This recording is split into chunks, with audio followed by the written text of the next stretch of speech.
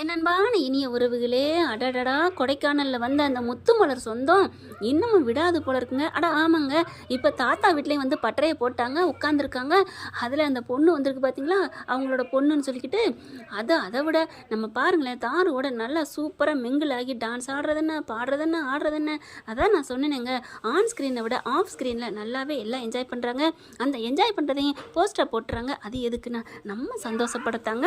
விடாது கருப்பு அப்படிங்கிற மாதிரி எங்கள் சித்தி, காவேரி சித்தின்னு சொல்ல முடியாது, அந்த சித்தியாக நடிக்கிற முத்து மலர் பேர் பாருங்க, முத்து மலர், கொத்து மலர்னு சொல்கிறத விட்டுட்டு பார்த்தா குத்து மலர் அப்படின்னு சொல்லலாம். குத்திக்கிட்டே இருக்காங்க இல்லையா.